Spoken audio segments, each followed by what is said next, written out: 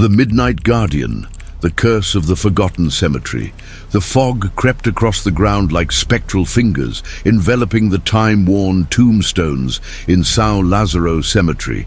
Few remembered its existence. It stood apart from the town, isolated on a hill where the winds carried strange whispers. There were no visitors, no flowers on the graves. Only an old gravedigger, whose name no one knew for sure, wandered around there in the wee hours, his lantern swaying like a dead eye in the darkness. They said he never slept. The few who dared to peek through the rusty gates swore they had seen his motionless silhouette in the center of the cemetery, staring at nothing, as if waiting for something. Others claimed that the old man talked to himself, muttering incomprehensible words to the gravestones. But the most frightening were the accounts of those who claimed to have seen him digging empty graves, and that by dawn they were always closed, with no sign of disturbed earth. No one knew for sure how long he had been there, nor since when São Lázaro had been abandoned, but one thing was certain: whoever entered after midnight never came back to tell the story. Hugo, Mateus, and Larissa were too young to fear legends. Bored university students in the small town, they decided that nothing would be more fun than challenging the cemetery's curse. "It's just a crazy old man. I bet if we scare him, he'll run away like a rat," said Hugo, laughing. Mateus agreed, but Larissa hesitated. There had always been something wrong with that cemetery, a silence that was too heavy in its vicinity, as if even the insects avoided landing there. But she didn't want to be the coward of the group. At 11:55 p.m., the three scaled the rusty gate and landed on the damp ground, where humidity and rot mixed in a pungent smell. The moon, which had been visible until then, disappeared behind heavy clouds.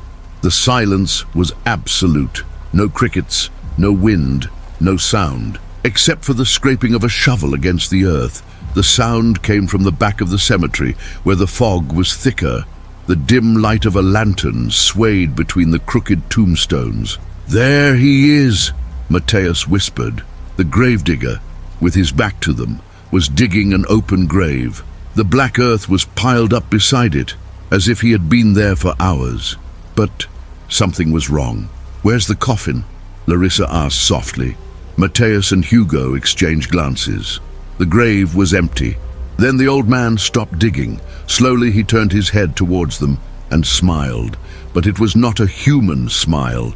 It was a grotesque curve that went from ear to ear, revealing thin, sharp, and dark teeth, as if there was rotten earth between them. His eyes were dark, empty caves, and the skin on his face was thin, dry like wrinkled parchment. Hugo tried to take a step back, but the ground beneath his feet seemed to have a life of its own. Cadaverous hands emerged from the earth, grabbing his ankles. "Let me go! Let me go!" he shouted, struggling, but the earth pulled him down, sucking him in like quicksand. Mateus and Larissa ran, but their legs seemed to sink with each step. The cemetery swallowed them, dragging them into the darkness. Larissa looked back and saw the gravedigger approaching with the shovel on his shoulders, whistling a distorted melody. "Tomb for three, like in the old days," he muttered, as more hands emerged from the graves, grabbing the young people's bodies. Their screams echoed in the night. The next morning, the cemetery was, as always, forgotten, abandoned, silent. No sign of the intruders, no disturbed earth, no footprints. And on the edge of an old tombstone, an old gravedigger with an empty look sharpened his shovel, waiting for the next midnight visitors. The whispers among the tombstones, the mystery of the empty graves. The town of Villa Esperança had always been known for its tranquility, but something strange had been happening in the old Consolação cemetery. Residents reported hearing whispers coming from the tombstones at night, incomprehensible murmurs that floated in the air like cursed prayers. Some said it was just the wind, others swore that the dead were trying to communicate. But the real horror began when the graves started to be found open in the morning, with no sign of the bodies. Father Estevão, one of the only people who still took care of the cemetery, noticed that the graves seemed to be dug from the inside. The upturned soil indicated an inhuman strength, as if the dead had struggled to escape their tombs. His first instinct was to pray, but he soon realized that this was beyond his faith. The young Tomas and Clara, fascinated by the stories, decided to investigate. In the dead of night, armed with lanterns and recorders, they entered through the rusty gates. The air was heavy, filled with an acidic smell of wet earth and decay. With each step, the ground seemed to sink slightly, as if they were walking on something moving just below. Let's record the sound. If there's any strange noise, we'll analyze it later, Clara suggested, turning on the recorder. But before any captured sound could be analyzed, they both clearly heard a hoarse voice calling their names. They looked around, but they were completely alone. Tomasz felt a cold shiver run down his spine and approached one of the recently violated graves. There was something inside, a dark, hunched figure. Suddenly, the earth moved. Skeletal arms emerged, gnarled fingers digging into the dirt, pulling themselves out. The whispers turned into piercing screams, a mixture of anguish and rage. Clara tried to run, but the ground beneath her feet gave way and she fell, being swallowed by the fetid soil. Tomas, paralyzed with fear, watched in horror as cadaverous figures crawled out of the graves, their deep, empty eyes fixing on him. When he finally managed to move, he ran desperately to the exit. The gate, which had previously been ajar, now seemed welded shut by an invisible force. The only sound filling the night was the echo of whispers, growing louder, enveloping, calling his name repeatedly. The next morning, the inhabitants of Villa Esperanza found the cemetery in absolute silence. No open graves, no footprints, no evidence of the presence of Tomas and Clara. Only the whispers that now seemed to echo throughout the town, as if the dead had finally found a new home. The unfinished funeral, when the dead refused to leave. The fine rain fell on São Bartolomeu Cemetery, turning the ground into mud and creating small puddles between the old tombstones. The wind carried the smell of wet earth and withered flowers, mixed with the murmur of prayers muffled by distant thunder. On that somber afternoon, friends and family were gathered around a black coffin, paying their last respects to Miguel Vasconcelos, a man known for his reserved personality and his fascination with mystery stories. But something was wrong, very wrong. As the priest recited the final words, a dense silence took over the place. One by one, those present felt a shiver run down their spines. The wind ceased, the leaves stopped swaying, and time seemed to hold its breath. It was then that the first sound was heard from inside the coffin, a light scratching, almost imperceptible. Gazes met, incredulous. Someone cleared their throat nervously, trying to dismiss the absurd thought that was beginning to form in everyone's mind.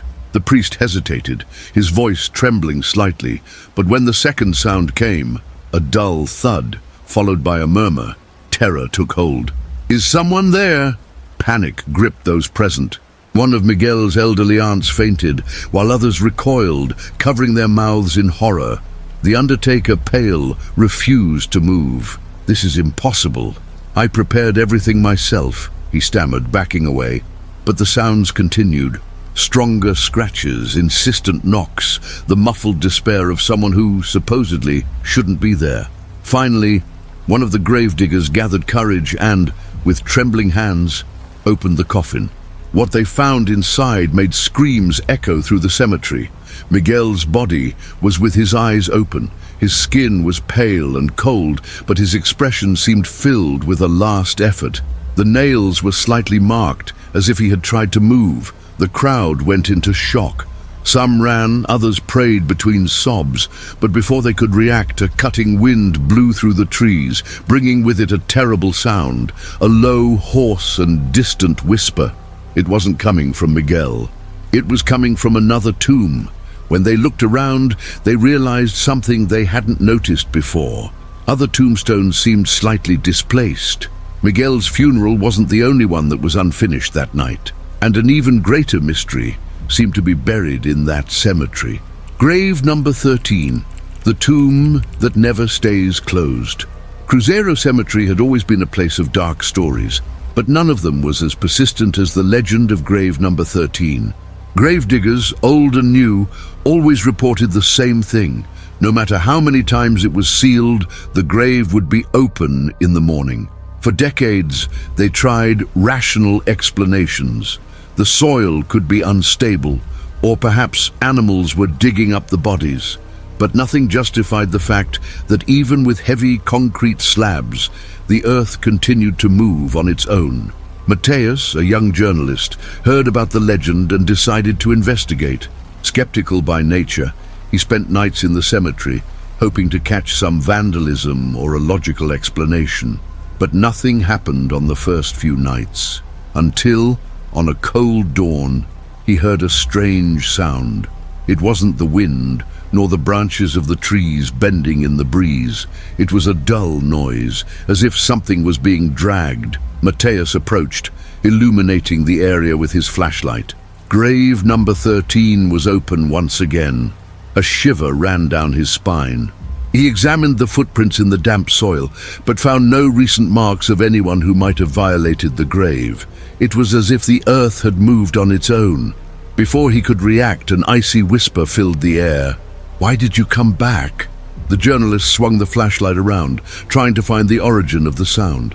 The beam of light caught a shadow rising inside the grave, slowly and falteringly. His chest tightened, and the only thing he could do was take a step back. The pale figure with sunken eyes stared at him with something between curiosity and resentment. Her lips moved, but the words did not come out. Then, with a last look of sadness, she fell backwards, disappearing into the darkness of the tomb. With trembling hands, Mateus ran. The next morning he returned to the cemetery accompanied by some employees. They found grave number 13 closed again, as if it had never been violated. No footprints, no signs of forced entry. Just the cold wind that blew between the tombstones, carrying a last whisper, "I'm not done yet." Echoes from beyond, the voices that call from the cold earth. Atop a forgotten hill, surrounded by dry trees and an unsettling silence, rested the cemetery of lost souls. It was a place that the city avoided, a ground where time seemed to refuse to advance. The few who ventured there returned pale and distraught, murmuring about voices that called their names. Clara had always been fascinated by mysteries. Her work as a paranormal researcher had taken her to many strange places, but none seemed as charged with energy as that cemetery. Determined to record the alleged voices, she prepared her equipment and entered alone through the rusty gate on the coldest night of the year. The wind blew sharply, carrying an almost imperceptible whisper. Clara turned on the recorder and walked between the tombs. The inscriptions on the tombstones were worn, as if they had been erased by time itself. Suddenly, her headphones picked up something, a distorted voice, almost a lament. "Why did you come back?" Her heart raced. She swung the flashlight around, but there was no one. Taking a deep breath, she continued recording. With each step, the voices grew louder. Some begged, others laughed macabrely, but one of them stood out in the midst of the cacophony. "Clara," she froze. Her name had been said clearly. Her breathing became ragged. How was that possible? The recorder began to fail, emitting intermittent static. The flashlight flickered, and then, right in front of her, the earth began to move. Something was crawling out. Clara recoiled, but an invisible force held her paralyzed. Before her terrified eyes, a cadaverous hand emerged from the cold earth, followed by a faceless face whose mouth moved in an inaudible whisper. She screamed and ran, stumbling between the tombstones, feeling the air become denser around her. The voices now screamed, a chorus of agony and despair. When she finally reached the gate, she cast one last look back. The cemetery was still, silent, as if nothing had happened. But upon checking the recording later, Clara realized that it wasn't just her voice that echoed on the tape. The last phrase recorded was a warning. "You belong to us now."